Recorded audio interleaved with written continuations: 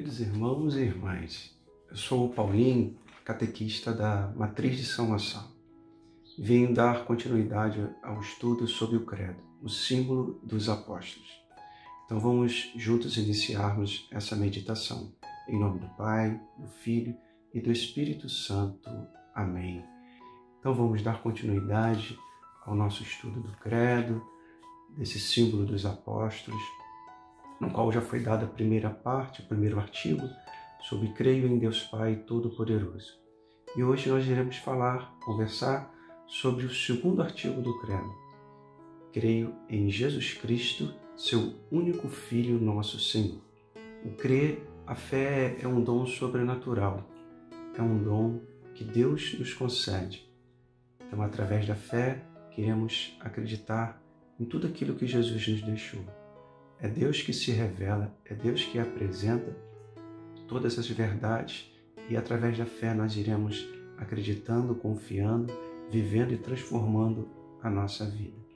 Então, crer no Pai, crer no Filho, crer no Espírito Santo. Então, o Credo vai juntar essa fé na Santíssima Trindade. E hoje iremos falar sobre Jesus. Jesus, a palavra Jesus em hebraico quer dizer Deus salva. E Deus vem salvar seu povo. Salvar de quê?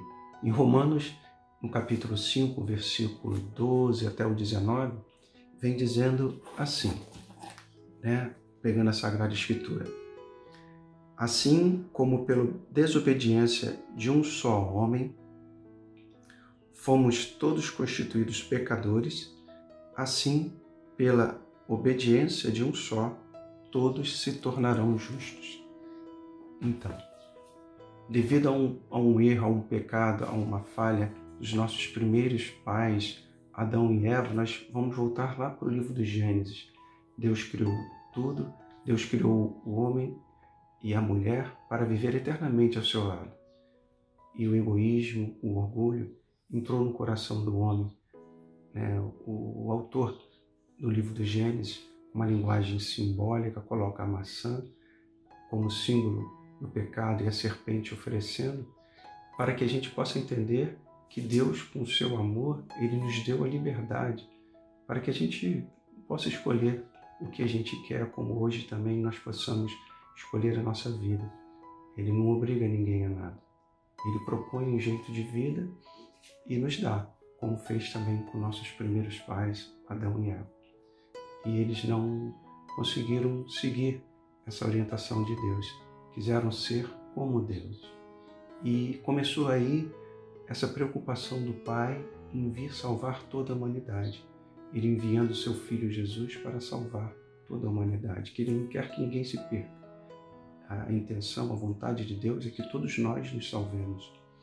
E veio dentro dessa história de salvação, Deus, no Antigo Testamento, antes da vinda de Jesus, Ele vem fazendo alianças com vários homens, com Abraão, com Isaac, com Jacó, e veio Moisés, Josué, os juízes, os profetas, os reis, tudo fazendo alianças para que o povo pudesse voltar para Ele. E o povo voltava e depois se afastava de novo. Então Ele mandou seu próprio Filho, a nova e a eterna aliança. Não precisou ter mais outra aliança. Jesus veio ao mundo, se encarnou, se fez carne, e o Verbo se fez carne e habitou entre nós. E Ele veio para nos salvar, com a sua vida, com o seu testemunho de vida, com a sua morte e com a sua ressurreição, que nós celebramos na Páscoa. E essa nossa fé que a Igreja coloca para a gente, nosso fundamento seriam 3 pontos importantes. Primeiro, a Sagrada Escritura. A Sagrada Escritura, que seria a palavra, que é a palavra de Deus revelada, primeiro vivida, depois revelada, escrita para todos nós. Aqui encontramos a palavra de Deus. Segundo, a Sagrada Tradição, que seria a tradição dos apóstolos, dos nossos antepassados, dos padres da Igreja, de todos os apóstolos, tudo aquilo que não está escrito na Sagrada Escritura e nós vivenciamos hoje. E também pelo magistério da Igreja. que seria o catecismo. Então, o magistério da Igreja nos orientando. A Igreja como mãe e educadora. A Igreja que Jesus instituiu em Pedro, tu és Pedro, e sobre esta pedra eu edificarei a minha Igreja, e as portas do inferno nunca prevalecerão sobre ela. Todos os pecados que vocês perdoarem serão perdoados, e tudo aquilo que vocês retiverem serão retidos. É Jesus dando aos apóstolos a função, a missão de dar continuidade à obra de salvação. A gente vê que o Papa, dentro desse magistério da Igreja, usando a Sagrada Escritura e a tradição apostólica, vem definir verdades. Por isso, no Concílio de Nicéia 325, essa heresia de falar que Jesus não é divino, que a pessoa de Jesus é uma pessoa divina e a natureza humana. Jesus é uma pessoa e duas naturezas, são duas naturezas. Então, a natureza humana e a natureza divina. Definiu nesse concílio de Nicéia no ano de 325, favorecendo assim esse nosso pensamento que Maria é mãe de Deus. O concílio de Éfeso, 431, já vem reformando. Esses concílios foram estudos feitos e definições de fé para nos ajudar a ver quem é Jesus. Jesus é uma pessoa e com duas naturezas, a natureza divina e a natureza humana.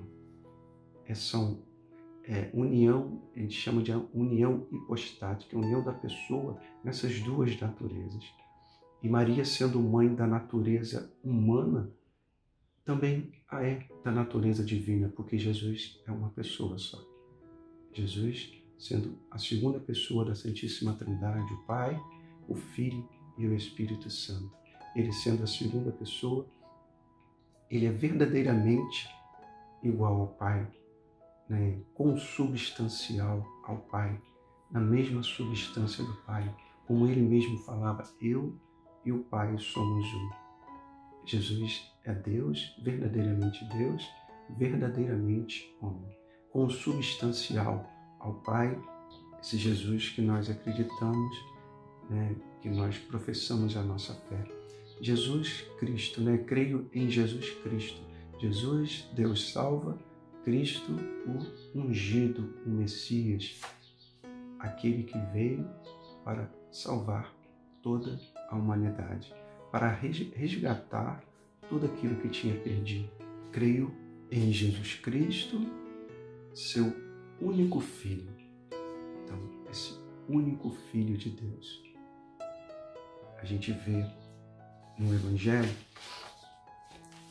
primeiro a gente vai ver no Evangelho de São João, no capítulo 1, versículo 14. E o Verbo se fez carne e habitou entre nós. E nós vimos a sua glória, glória que ele tem junto ao Pai como Filho único. Isso no Evangelho de São João, no capítulo 1, versículo 14. E em Gálatas, também no capítulo 4, no versículo 4, a gente vem enfatizar também essa figura do Filho único. Quando, porém, chegou a plenitude do tempo, enviou Deus o seu Filho, nascido de mulher, nascido sob a lei, para resgatar os que estavam sob a lei, a fim de que recebêssemos a adoção filial. Então, Deus enviou seu Filho nascido de uma mulher. Ele não veio do nada. Jesus quis ter uma família. Deus pensou nessa maternidade. Por isso que Maria é chamada, dentro desse concílio que nós já falamos, concílio de Éfeso, no ano de 431, a Theotokos, a mãe de Deus. Como sendo mãe da natureza humana, ela também o é da natureza divina, porque Jesus é uma pessoa só. Então, aqui em Gálatas vem definindo que Jesus nasceu de uma mulher. Deus quis que o homem, que Jesus tivesse uma família, que viesse ao mundo através de uma família, dando a importância e o valor à família. E Jesus vem falando, em tudo que ele fala, sempre fala, meu Deus, meu Pai. Ele sempre fala, eu e o Pai somos um. Esse Filho único como o Pai, na Santíssima Trindade.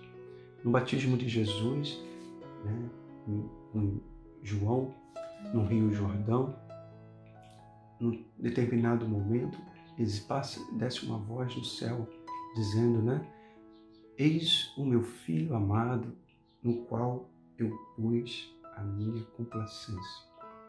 Eis o meu Filho amado. Também, em outro momento da vida de Jesus, na transfiguração, com Moisés e Elias no Monte Tabor, outra voz do céu, eis meu Filho amado. Então Deus vem confirmando a existência desse Filho ao mundo, dando ao mundo para salvar, para resgatar a humanidade.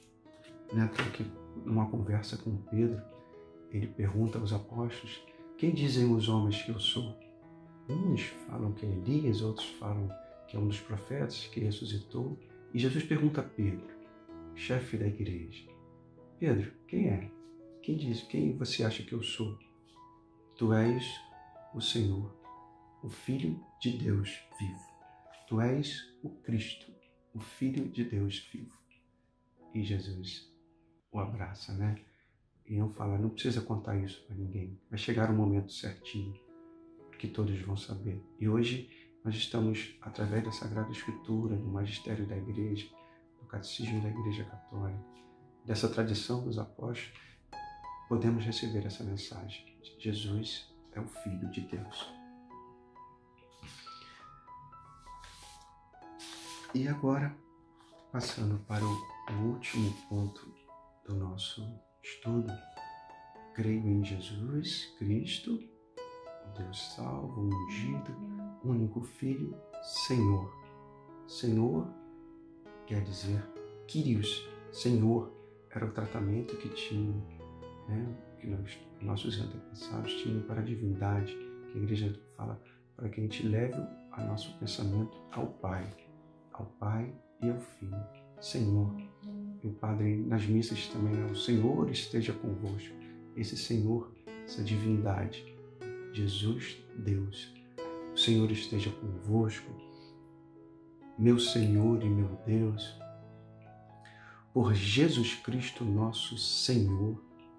E nos discípulos de Emaús também, aquela passagem tão bonita que Jesus vai caminhando depois da ressurreição, que os dois discípulos não sabiam quem era.